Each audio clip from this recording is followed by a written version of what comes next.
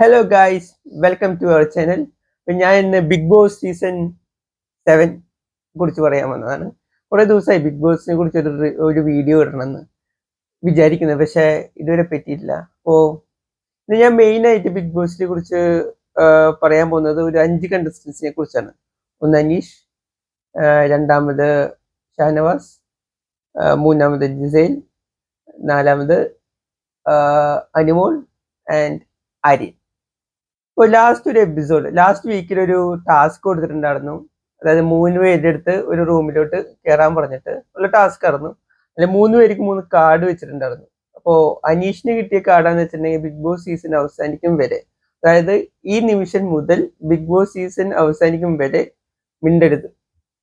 പിന്നെ ആര്യന് കിട്ടിയ task juice കുടിക്കാനും, ജിസേലിന് കിട്ടിയ ടാസ്ക് മൊട്ടടിക്കാനും. അപ്പൊ എന്താ, ഈ കാർഡ് കിട്ടിയപ്പോ തന്നെ നമ്മുടെ അനീഷ് എന്ത് ചെയ്തു, അപ്പൊ തൊട്ട് ഇന്ന് ഈ കാർഡ് വായിക്കും മുതൽ എന്ന് പറഞ്ഞപ്പോ തന്നെ ആള് മിണ്ടാണ്ടിരുന്നു. പിന്നെ ബിഗ് ബോസ് പറഞ്ഞിട്ടും പ്രതികരിക്കുന്നില്ല, കണ്ടസ്റ്റൻസ് പറഞ്ഞിട്ടും പ്രതികരിക്കുന്നില്ല. അപ്പോ മറ്റേ രണ്ടുപേർക്കാന്ന് വെച്ചിട്ടുണ്ടെങ്കിൽ ഇതുവരെ ആ ടാസ്ക് അങ്ങോട്ട് ചെയ്യാൻ പറ്റുന്നില്ല. മറ്റേ ജിസേലിനാന്ന് വെച്ചിട്ടുണ്ടെങ്കിൽ മുടി മുറിക്കാൻ പറ്റില്ല എന്ന് പറഞ്ഞാൽ മുടി മുറിക്കാൻ പറ്റില്ല, അങ്ങനെ പറഞ്ഞുകൊണ്ടിരിക്കുന്നു. അത് സ്വാപ്പ് ചെയ്യാൻ നോക്കിയിട്ടുണ്ടെങ്കിൽ ആര്യനും പറ്റില്ല മുടി മുറിക്കാനായിട്ട്. അപ്പൊ അവര് ആര്യൻ ഹ്യൂമാനിറ്റി എന്ന് പറഞ്ഞിട്ട് കുറെ പറയണ്ടായിരുന്നു. ലാസ്റ്റ് കണ്ടസ്റ്റൻസ് ഒക്കെ എല്ലാം കൂടി ആ റൂമിലോട്ട് വന്നു. എന്താ പറയാ, കറങ്ങി തിരിഞ്ഞ് ലാസ്റ്റ് അനീഷിനെ തന്നെ എല്ലാരും കുറ്റം പറയുന്നത്. അനീഷാണ് മെയിൻ. അനീഷിനെ എല്ലാരും കുറ്റം പറയാ. ഈ ആര്യനും ജിസയിലാണെന്ന് വെച്ചാൽ നേരെ അനീഷിന്റെ തലയ്ക്ക് ഇട്ട് കൊടുക്കുക. എന്നാൽ മിണ്ടുന്നില്ലല്ലോ, ബിഗ് ബോസ് പറഞ്ഞിട്ട് മിണ്ടുന്നില്ല. പിന്നെ ആര്യന് വേണേ സിമ്പിൾ ആയിട്ട് മുടി മുറിക്കായിരുന്നു. പക്ഷെ അപ്പൊ ഒരു 10-20 സ്റ്റാൻഡാണ് പറയുന്നത്. ഒരു സ്റ്റാൻഡാന്ന് വെച്ചിട്ടുണ്ടെങ്കിൽ അച്ഛൻ മരിച്ചു കഴിഞ്ഞാലേ മുടി മുറിക്കുള്ളൂ. പിന്നെ 10,000 പോയിന്റ്സ് കിട്ടിയിട്ടുണ്ടെങ്കിലും, പിന്നെ nomination life time nomination free ആയിട്ടുണ്ടെങ്കിലും വേണമെങ്കിൽ മുടി മുറിക്കാം. അങ്ങനെ കുറെ ഭയങ്കരമായിട്ട് ഇങ്ങോട്ട് ഉരുണ്ട് പരണ്ട് ലാസ്റ്റ് ആ ടാസ്ക് മൊത്തം കൊളായും ചെയ്തു. എല്ലാ പഴിയും നമ്മുടെ അനീഷിന്റെ തലയിലോട്ടും വന്നു. അപ്പൊ ഈ ടാസ്കിനെ കുറിച്ച് മോഹൻലാൽ ഇന്നലെ വന്ന് സംസാരിക്കുന്നുണ്ടായിരുന്നു. ലാലേട്ടൻ ശരിക്കും അനീഷിനെ സപ്പോർട്ട് ചെയ്ത് അനീഷാണ് ആ ടാസ്ക് കറക്റ്റ് ചെയ്തതെന്ന് പറഞ്ഞപ്പോ ആ കണ്ടസ്റ്റന്റ് മുഖത്തൊക്കെ ഒരു ഭാവം കാണണം. ഭയങ്കര അവർക്കൊന്നും പിടിച്ചിട്ടില്ല. അനീഷിന്റെ പേര് പറയുമ്പോൾ പുറത്തെ ഓഡിയൻസ് നല്ല കയ്യടിയും കിട്ടിയിട്ടാണ്. അപ്പോ ആ ഒരു കാര്യം അനീഷിന് ഇന്നലെ മോഹൻലാലിനെ സപ്പോർട്ട് ചെയ്ത് പറഞ്ഞത് നല്ലൊരു കാര്യമായിരുന്നു. ആ ടാസ്കിൽ കറക്റ്റ് എനിക്കും തോന്നിയത് അനീഷ് ചെയ്തതായിട്ടാണ്. കറക്റ്റ് ആയിട്ട് അനീഷ് ടാസ്ക് പ്ലേ ചെയ്തതായിട്ടാണ് തോന്നിയത്. പക്ഷെ എനിക്ക് ടോപ്പ് 5 കണ്ടസ്റ്റൻസിൽ അനീഷിനെ വേണമെങ്കിൽ നമുക്ക് ഉൾപ്പെടുത്താം. പിന്നെ രണ്ടാമത്തത് പറയാനുള്ളത് ഈ ഷാനവാസിന്റെയും പിന്നെ നമ്മുടെ അനിമോളുടെയും കാര്യമാണ്. ഈ ടോപ്പ് 5 കണ്ടസ്റ്റൻസ് ഈ രണ്ടുപേരെയും നമുക്ക് ഉൾപ്പെടുത്താം. നല്ലതായിട്ട് ഗെയിം കളിക്കുന്ന കണ്ടന്റ് തരുന്ന ആൾക്കാരാണ്. പക്ഷെ എനിക്ക് സീസൺ തുടക്കം തൊട്ട് തന്നെ ഷാനവാസിനെ കുറിച്ചൊരു കാര്യം പറയാനുണ്ടായിരുന്നു. ആളിപ്പോഴും ഒരു 90s ഒരു അമ്മാവൻ കളിയാണ് കളിക്കുന്നത്. കാരണം ആദ്യം തന്നെ ഒരു നോമിനേഷൻ ജിസേലിന് കൊടുത്തത് എന്താണെന്ന് വെച്ചിട്ടുണ്ടെങ്കിൽ ഇടുന്ന കോസ്റ്റ്യൂം റെഡിയല്ല, ഡ്രസ്സ് ശരിയല്ല, അത് നമ്മുടെ മലയാളികൾക്ക് പറ്റിയ ഡ്രസ്സല്ല എന്നിട്ട് നോമിനേറ്റ് ചെയ്തു. അത് ഭയങ്കര ഒരു ഒരു ഒരു മോശം നോമിനേഷൻ ആയി തോന്നി. കാരണം ഈ സീസൺ 3 ഈ റംസാൻ നമ്മുടെ ഡിംപിളിന്റെ അടുത്ത് നേരിട്ടത് പറഞ്ഞിട്ടുണ്ടായിരുന്നു. അതാ ഒരു സമയം അതങ്ങോട്ട് കഴിഞ്ഞു. പക്ഷെ എന്താ പ്രശ്നം വെച്ചിട്ടുണ്ടെങ്കിൽ ആ സീസൺ 3 ആ ഒരു ജസ്റ്റ് ആ ഒരു പറഞ്ഞതും അതങ്ങോട്ട് കഴിഞ്ഞു. പിന്നെ അതിനെ കുറിച്ച് ഒരു ടോപ്പിക് ഉണ്ടായിരുന്നില്ല. പക്ഷെ ഈ ഷാനവാസ് ഈ ഡ്രസ്സും കോസ്റ്റ്യൂമും ജിസേലിന്റെ എതിരെ കണ്ടസ്റ്റൻസ് നോക്കുന്ന ഒരു ഗെയിം ഫുൾ അങ്ങോട്ട് കളിക്കുന്നത്. എനിക്ക് ഈ അടുത്ത് തന്നെ അക്ബർ നോട്ടം ശരിയല്ല, ജിസേലിന്റെ നോട്ടം ശരിയല്ല എന്നിട്ടൊക്കെ പറയണ്ടായിരുന്നു. ആ ഒരു ഗെയിം പാറ്റേൺ അത് ഭയങ്കര ഒരു മോശം ഗെയിം പാറ്റേൺ ആണ്. കാരണം ഒരു ആളുടെ കണ്ടസ്റ്റൻസിന്റെ പേഴ്സണൽ കാര്യങ്ങളിലും പിന്നെ ഇവരുടെ ഫ്യൂച്ചറും പ്രശ്നത്തിലാക്കുന്ന ഒരു ടൈപ്പ് ഓഫ് ഗെയിമിംഗ് ആണ്. ആ ഗെയിമിങ്ങിനോട് എനിക്ക് ഒട്ടും താല്പര്യമില്ല. എനിക്ക് തോന്നുന്നു ഇന്ന് ബിഗ് ബോസിൽ മോഹൻലാലിനെ കുറിച്ച് ചോദിക്കുന്നുണ്ടെന്ന് തോന്നുന്നു. ആള് 60%, ഷാനവാസ് 60% ഗെയിം സൂപ്പറാണ്.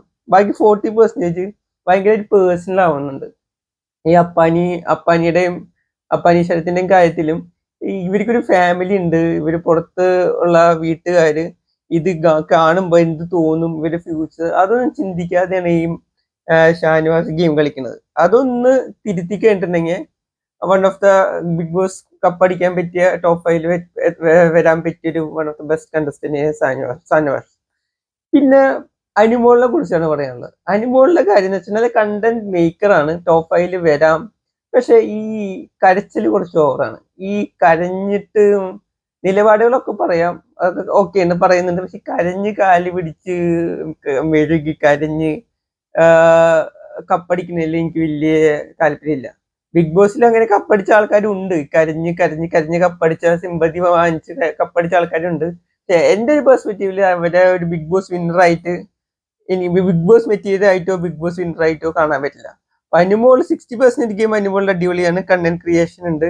ഈ 40% നെഗറ്റീവ് ഇതാണ്. ഒന്നാമത്തെ കരച്ചിൽ, രണ്ടാമത്തെ നെഗറ്റീവ് ഈ ഷാനവാസിന്റെ കാര്യം പറഞ്ഞ പോലെ തന്നെ ഒരു ചില സമയത്ത് ഒരു കുലസ്ത്രീ പാറ്റേണിലോട്ട് പോകും. അന്നേരം പണ്ടത്തെ കാര്യങ്ങൾ, ഡ്രസ്സിന്റെ കാര്യം, പിന്നെ ആണുങ്ങളെ കയറി മൊണ്ണാന്ന് വിളിക്കുക, പിന്നെ ഡ്രസ്സിന്റെ കാര്യം, പിന്നെ ഈ ഇല്ലാത്ത കാര്യങ്ങൾ പറഞ്ഞുണ്ടാക്കുക, അത് കുറച്ച് നെഗറ്റീവ് ഗെയിമിംഗ് ആണ്. അതും പേഴ്സണലായിട്ട് അത് നമ്മുടെ ആദില വാൺ ചെയ്യുന്നുണ്ടായിരുന്നു. നീ ഈ പറയണ ഈ ശരത്തിന്റെ കാര്യം, ബിൻസിയുടെ കാര്യം, പിന്നെ ഈ നോട്ടം, ഇതൊക്കെ ശരിക്കും ഭയങ്കര കോൺട്രവേഴ്സി ക്രിയേറ്റ് ചെയ്യാൻ പറ്റിയ കാര്യമാണ്.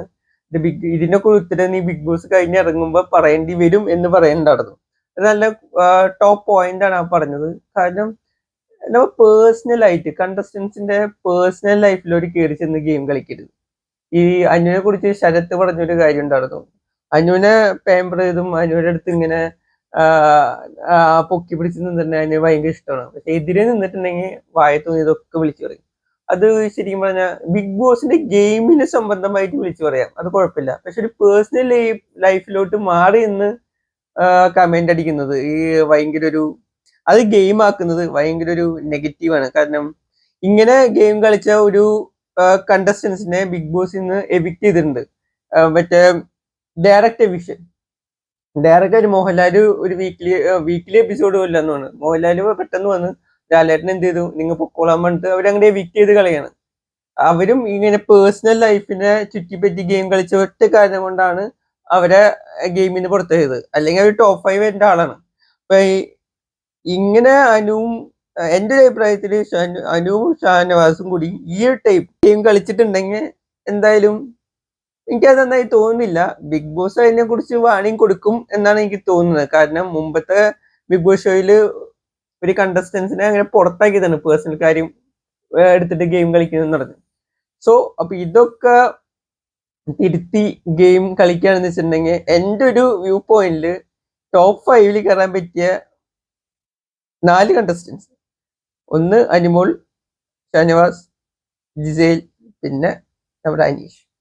ഇനി നല്ലൊരു വൈറ്റ് കാർഡ് വരട്ടെ എന്ന്, നല്ല ഒരു 2-3 വൈറ്റ് കാർഡ് വരട്ടെ എന്ന് വിചാരിക്കുന്നു. ആ വൈറ്റ് കാർഡ് വന്നിട്ട് ഇവർക്ക് പറഞ്ഞു കൊടുക്കണം.